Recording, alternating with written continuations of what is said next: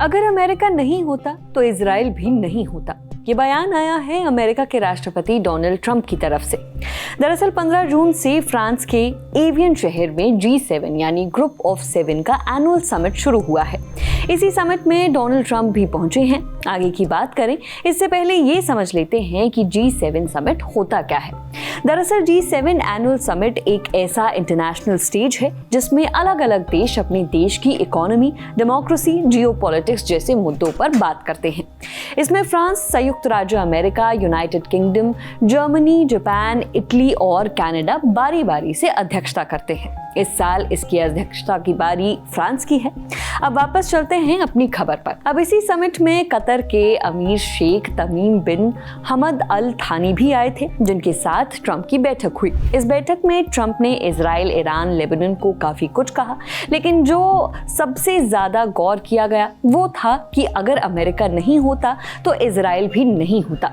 इसी बैठक में ट्रंप आगे कहते हैं कि बीबी यानी नेतन्याहू के साथ मेरे रिश्ते हमेशा अच्छे रहे हैं, लेकिन अब बीबी को लेबनान को लेकर ज्यादा जिम्मेदारी दिखानी होगी। लेबनान कभी बहुत अच्छा देश हुआ करता था, वहां बड़े बड़े प्रोफेसर, डॉक्टर और वकील हुआ करते थे, लेकिन अब उसकी हालत बहुत खराब हो गई है। मैं इस बात से खुश नहीं हूं कि इजराइल लेबनान और हिजबुल्लाह के साथ जिस तरह से निपट रहा है, ये काम उन्हें बहुत पहले और जल्दी खत्म कर लेना चाहिए था, लेकिन अब ये मामला खिंचता ही जा रहा है। और जब ऐसा होता है तो ईरान के साथ हुए समझौते पर भी इसका गलत असर पड़ता है। इसीलिए जब आप मुझसे बीबी के बारे में पूछते हैं तो मैं यही कहूंगा कि हमारे रिश्ते बहुत अच्छे रहे हैं, लेकिन अगर मैंने दखल न दिया होता तो इजराइल बहुत पहले ही खत्म हो चुका होता। दरअसल पिछले कुछ समय से ट्रंप और इजराइल के राष्ट्रपति नेतन्याहू के बीच खटपट चल रही है और इसकी सबसे बड़ी वजह है इजराइल का लेबनान में मिलिट्री ऑपरेशन, जिससे ट्रंप बिल्कुल भी खुश नहीं है।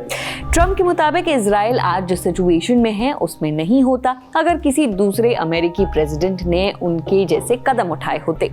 वहीं लेबनान में हिजबुल्लाह के खिलाफ इजराइल की कार्रवाई को लेकर भी ट्रंप बोलते हैं कि अगर इजराइल हिजबुल्लाह से सही तरीके से नहीं निपट रहा है तो सीरिया को ये काम करने देना चाहिए। ट्रंप के मुताबिक सीरिया इस मामले में बेहतर ऑप्शन है।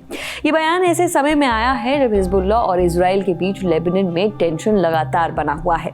इसी समिट में ट्रंप, ओबामा और ईरान को लेकर भी टिप्पणी करते हैं। वो कहते हैं कि मुझे अच्छी तरह याद है बीबी यानी नेतन्याहू वाशिंगटन आए थे और उन्होंने ओबामा से बार बार कहा था कि वो ईरान के साथ समझौता न करें, लेकिन ओबामा ईरान की साइड थे और इजराइल की नहीं। इसके बावजूद उन्होंने ईरान के साथ समझौता कर लिया, लेकिन ओबामा का ये समझौता एक बहुत बड़ी गलती साबित हुआ।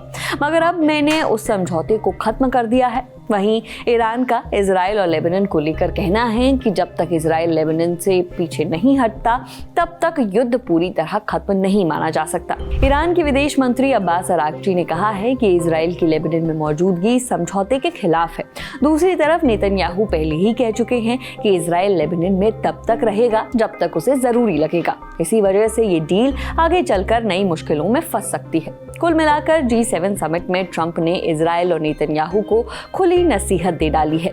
उनके बयानों से साफ है कि अमेरिका अब मिडिल ईस्ट में युद्ध को आगे बढ़ाने के बजाय समझौते और स्टेबिलिटी पर जोर देना चाहता है। लेकिन इजराइल और ईरान और हिजबुल्लाह से जुड़े सवाल अभी भी इस शांति प्रक्रिया के सामने सबसे बड़ी चुनौती बने हुए हैं। इस खबर में फिलहाल इतना ही।